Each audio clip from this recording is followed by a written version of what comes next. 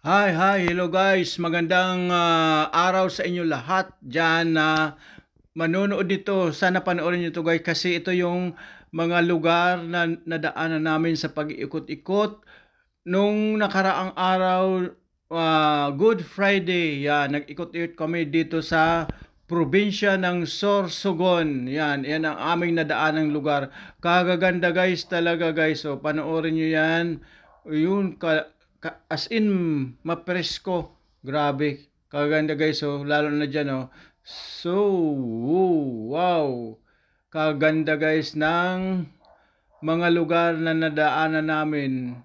Bali sa second district ito ng Sorsogon. Yan, so inikot namin lahat nung nakaraan Good Friday. Yan, wow, maganda. Grabe guys, napakaganda ng mga lugar na nadaanan namin, kaya panay ang video ko diyan sa walang hintong video yan. Wow, so yan. Winding road yan.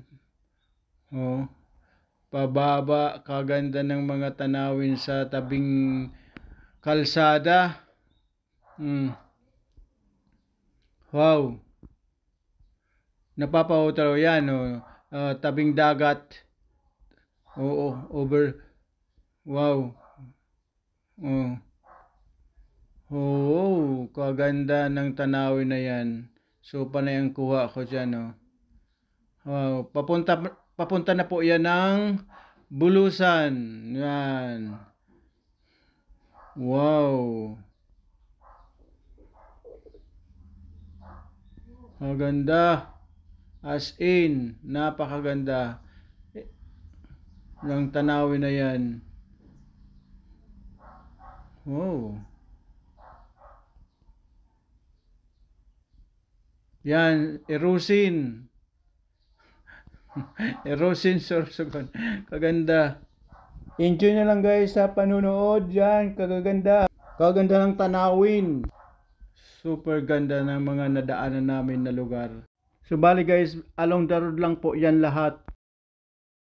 At dito nga guys, napahinto kami dyan kasi kinunan ko ng video yan.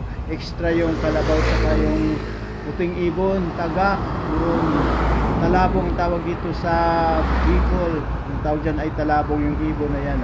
At saka yung kalabaw naka-extra. Napakaganda ng lugar, maaliwalas, grabe. So yan. Yan guys, nakarating nga kayo dito sa Bulusan Volcano Natural Park. So yan lang guys, bye bye. Napakaganda.